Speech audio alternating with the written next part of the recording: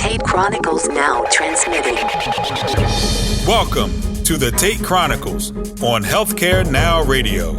And now, here's your host, Jim Tate. Good day, citizens of the free world, from border to border, coast to coast, and to all the ships at sea. I bring you a warm welcome. This is your correspondent, Jim Tate, and thank you for tuning in to the Tate Chronicles. Join me as we cut through the fog that exists at the leading edge of healthcare technology. Really pleased today. My guest is Lee Kim. Lee is the Senior Principal for Cybersecurity and Privacy at the Healthcare Information and Management Systems Society, better known as HIMSS, for North America. Lee, welcome to the Tate Chronicles. Thank you, Jim. It's great to be here. Yeah, we've talked a number of times. I've done a number of interviews over the years, met in person a few times at HIMSS.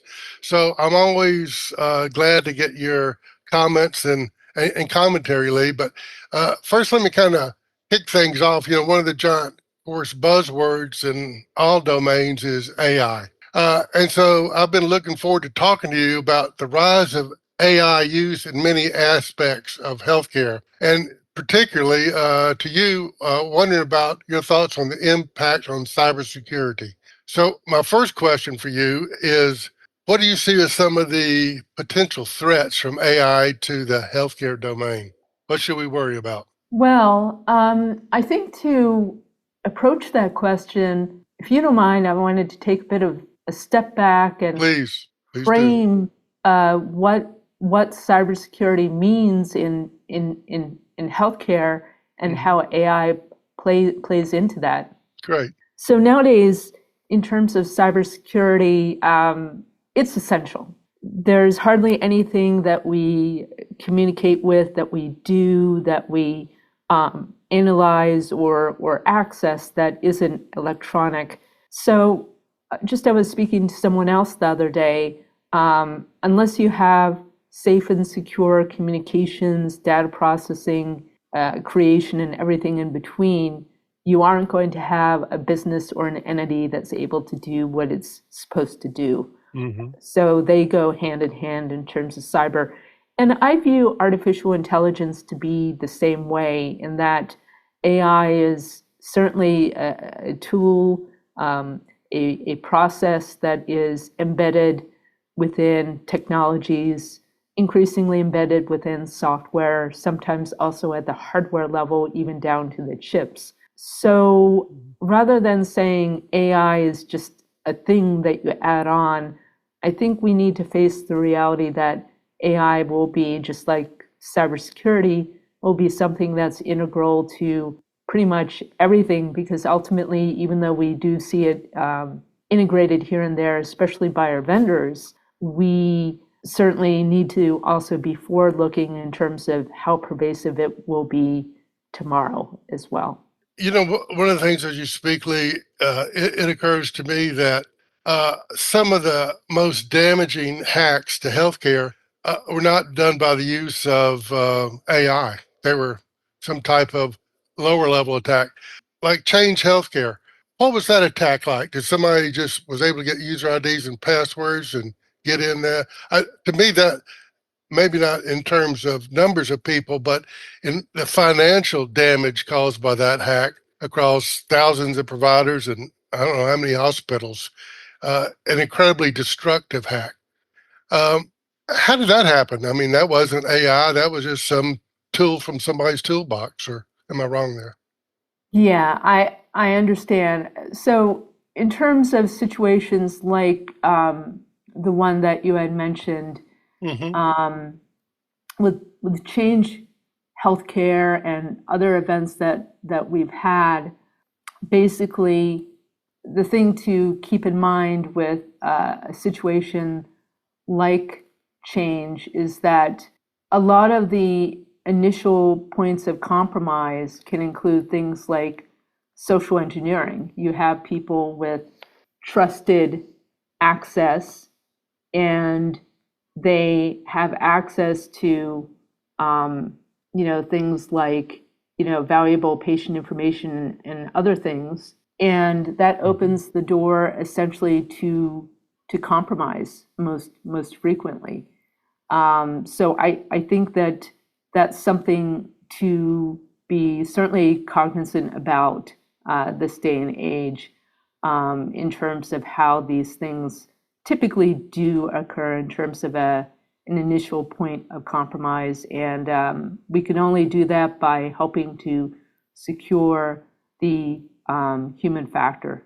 One of the things over the last few years I've become aware of is, I guess, what's maybe considered upstream hack. Like if a organization uses third-party software, they will hack that third-party software, and then when the update is made, that malware goes into the system, spreads Yes. quickly. So a lot of risk out there. One of the most low-level attempts at a hack I've ever seen, and I experienced this personally, was in California, right outside the Apple headquarters. There's a coffee shop across the street, and I was in there drinking coffee, so I went over to tour Apple. And somebody had left a USB, device, like on the floor, like it had been dropped, but it had been labeled, and it had an Apple logo on it, and it was labeled executive compensation. So, somebody just hoped somebody from Apple would pick that up, go back to the workstation, and plug that in. Yeah. So no AI involved there, just a low level human type True. stuff. True. I mean, I think where you're going is, yes, the human factor is always, and almost always, I should say, the gateway for these things. And the thing with AI is, like I said, it's something that will be with us. I like to use this phrase whenever I talk about new and emerging technology that helps us. Mm-hmm. AI is meant to be faster, better, stronger. And when it deals with, let's say, compromise, let's say offensively, an individual wants to compromise an entity, such as the ones you mentioned, or otherwise, in much less time, they're able to craft things like very convincing social engineering messages. They are able to scan a lot of data and pinpoint, let's say, a weakness using AI tech, etc. So what might take a human an hour, 30 minutes, or hours to do, by way of a machine that's configured and fine-tuned to execute a certain task, that's what typically happens. And I think that it's very important for us to make sure that we are not only AI literate and that we understand the safe and ethical use of AI, but also that we do understand that we don't lose touch of what it is to have human discernment and human judgment. Because if you were to ask me as next question about what are our best defenses against AI attacks, especially by way of social engineering, and you had mentioned Change Healthcare. I think it's well known, of course, that was a ransomware attack, and typically these ransomware gangs target us through the easy door, which is by way of social engineering, and getting someone to click on a malicious link or open a poisoned attachment. And so I would say in this day and age where computers and AI are synonymous with making life easier, perhaps automating decisions to a certain extent, analyses, generating content for us to some extent. If there's one powerful tool that we have, that everyone has, is just simply the ability to cognitively sniff things out and to even have a hunch that something doesn't seem right if we, for example, receive that phishing email or a suspicious text message or even an odd message through social media. It's so important that we don't lose that skill and ability, so to speak, in terms of human judgment and discernment. Let me mention to those folks who are listened to us and have just joined, I'm Jim Tate, and on this episode of the Tate Chronicles, I'm speaking with Lee Kim of HIMSS, and the topic is cybersecurity and AI.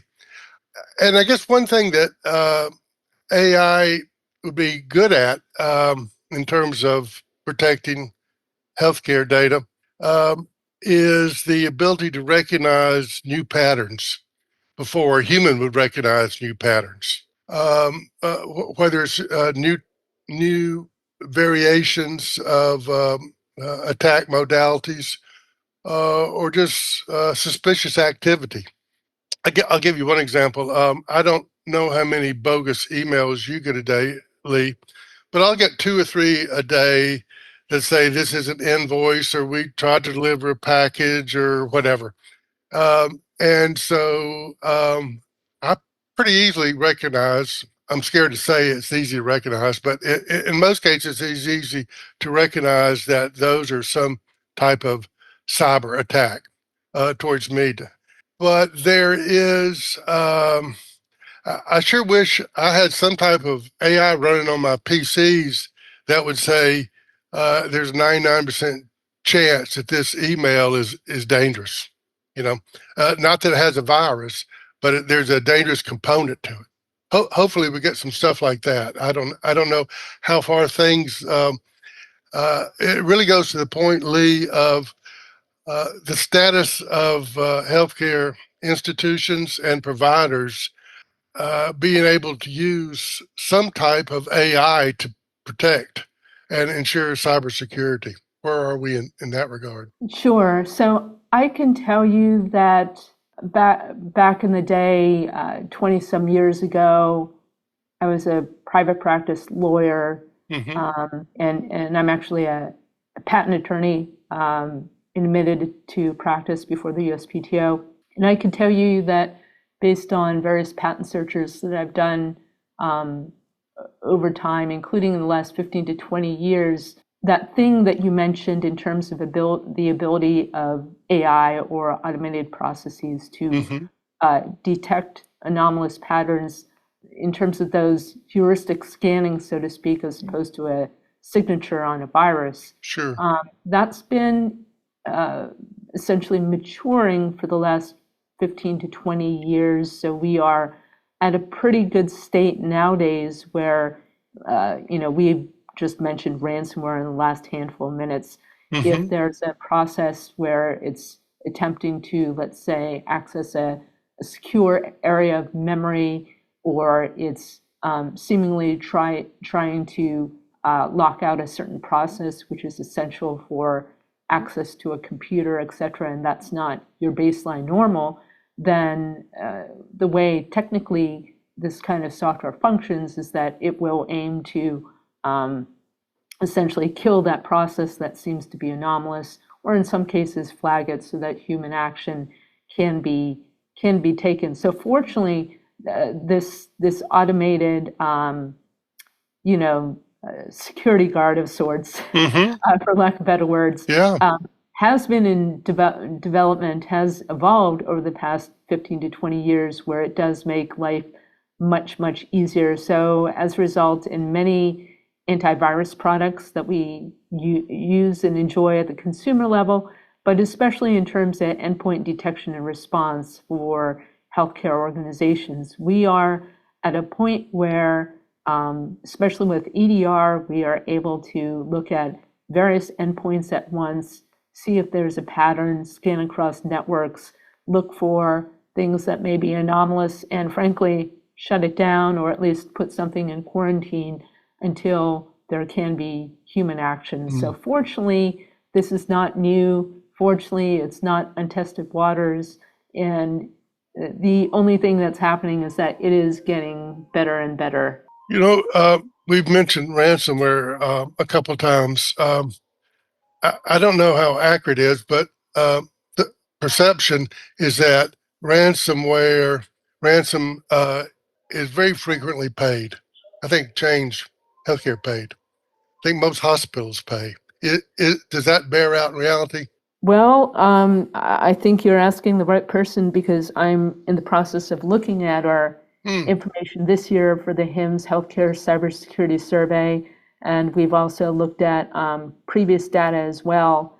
And I'm here to tell you that more often than not, consistent with historically at least what agencies like the FBI has said in terms of don't pay the ransom because it encourages more ransomware attacks, even though it might seem in the headlines that entities are, at least based upon the data that we've been receiving, more often than not, the vast majority of victims actually do not end up paying the ransom. Oh, really? And the reason is for a few different reasons. And one is there's no guarantee that the information you are getting back is essentially what you had perhaps before the cyber attack. There's an integrity issue with that information. So amongst the community of chief information security officers and cyber community, there's that perception, at least, that there's sometimes some untrustworthiness around the data you may get back. Now, sometimes there might not be much of a choice depending on your situation, but oftentimes what healthcare organizations end up doing in the face of a ransomware attack is that they will ignore the demand for ransom, and they will actually rebuild from their last known clean and verified backup and restore. Does it take a heck of a lot of time and resources and sleepless nights? Yes, indeed. But because of the integrity issue, they typically want to rebuild it and such so that they can get back on their feet, and they know that the data that they are working with is actually correct and current and everything else. And of course, any kind of notes that the clinicians may have, they certainly have to manually incorporate that to the extent that the last backup state was a bit ago. But regardless, that's typically what the regimen is, and that's why when, for example, the FBI came out with their ransomware guidance for CISOs, they certainly tell us that you really do need to have backups. And even with the proposed rule that we're looking at regarding the HIPAA security rule, even that proposed guidance at least emphasizes the need for verified backups as well. Are the vast majority of attacks from these, lack of a better word, threat groups, ransom attacks? I guess you could get data and sell it in dark web or something, but is the vast majority just to try and get some currency out of an organization? The real answer is, and I'm going to give you the lawyerly answer, it depends. Okay. But Yeah. as to that, I think that with any kind of cyber attack or compromise, depending on who is doing that, you always have to question and investigate, why did this happen? Different attackers or would-be attackers have different motivations for doing things. Obviously, that's just simply the way the world works. And at times, depending upon who that threat actor group is, let's say it's a ransomware group, more often than not, it is attributed to nation state actors that may be trying to compromise us here in the US due to geopolitical tensions or events, which does happen from time to time. Now, whether or not that's true is something for another time and another discussion. But it's safe to say that sometimes when an entity is compromised, is it a money grab and to fund their other initiatives? Yes, sometimes, because certain nation state actors, not naming who, but essentially they are known to smash and grab and to, of course, demand money to fuel their other operations. But sometimes some nation state actors and cyber criminals, they just simply want to disrupt. So there has been a growing trend, shall we say, we're here in the US of A, and that is for various individuals when they're acting alone, or as part of a cybercrime syndicate or a nation state actor group, where they simply just want to disrupt Yes. our critical infrastructure. It could be healthcare, it could be our water, it could be electrical, just a lot of life critical sectors that we have, and they've experienced these things. So it just simply depends on who's doing what and for what purpose. But we're seeing increasingly more disruption, in addition to, of course, demands for ransom as a result of a ransomware attack. So it truly runs the gamut. If someone was a chief information officer at a 150 bed inpatient facility, uh, and they want to keep up with AI and cybersecurity and best practices and threat levels, where do they go for education? How do they keep up? Well, in terms of AI, I can say that the best way, really, in addition to the online learning courses where you can take courses from universities and others for free, the MOOCs. I think that the best way, really, if an entity wants to find more about ChatGPT and other things that people are talking about, there's nothing that can substitute for hands-on use and experimentation. Yes, someone can take a course, and whether it's for free or whether it's paid, yes, that is certainly helpful in terms of how to use it and how do I do this. But nowadays, these things are so accessible to us. Like, for example, with ChatGPT, do you know that, for example, they have a 1-800 number where you can dial in and ask it a few questions? No, didn't know that. So that's something that's new. I had tried it myself in December, and it's interesting, the voice chat that we have through ChatGPT. Even someone that may not even own a computer, they could dial that 1-800 number and talk to it. So isn't that interesting? That's pretty fascinating. It really is. Yeah. Again, another demonstration of how these things are more and more accessible to us. Now, in terms of cybersecurity, in addition to entities like SANS and others, there is a plethora of information that's online. And so I'll be old-fashioned when I say this. If you're curious to learn and access the best of the best training that's out there, I'm always an advocate for free. I'm a frugal person, but you know, there's that. So on platforms like YouTube, I'd say just look up whatever you're curious about in terms of artificial intelligence or cybersecurity fundamentals, and you will have lectures, whether it's from universities or consultants or other things, and the world of information is there. Even for those that might not be tech savvy, how many of us in the US of A and elsewhere, we have a TV where you can, through your smart TV, you could pull up YouTube.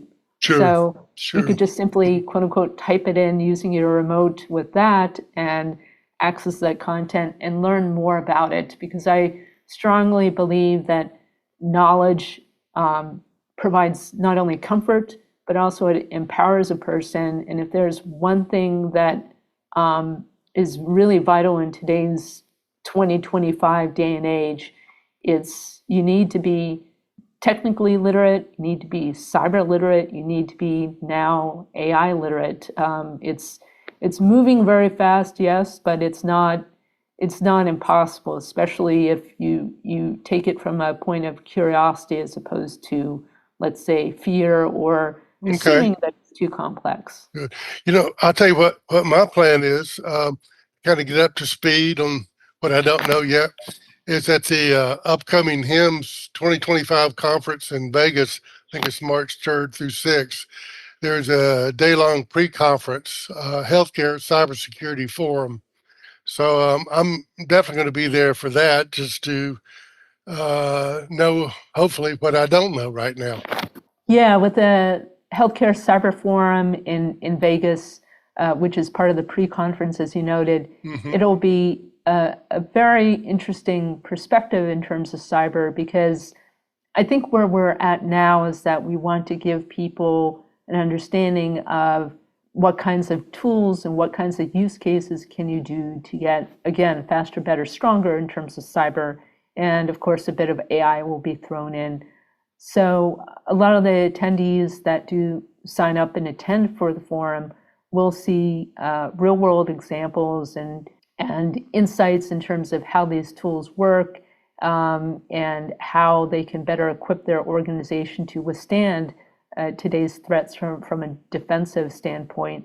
And of course, they'll also hear insights as to the recent high-profile cyber attacks and what can be done as to what's happened, and of course, what can be done in the future. And of course, we'll have our good colleagues at the Health Sector Coordinating Council to give insights into how they're collaborating with industry and making a difference to, again, make us faster, better, stronger, or in other words, more resilient as to cyber attacks. And they'll be talking about not just simply their efforts today, but also for the next several years in terms of what they have planned for the industry to increase our security posture as a collective whole. So that should be pretty exciting. I think it will be very eye-opening. I'm looking forward to that, and that's a good place to end our conversation. Lee, to our audience, thanks for joining me on this episode of the Tate Chronicles, and I offer a special salute to my guest today, Lee Kim of HIMSS. Lee, thanks for coming aboard today. Thank you very much, Jim. It's always a pleasure. I enjoyed it. You can find more information on this show's program page at healthcarenowradio.com. That's healthcarenowradio.com. Until we meet again, here's wishing you smooth sailing and safe harbors. Tate Chronicles transmission ending now.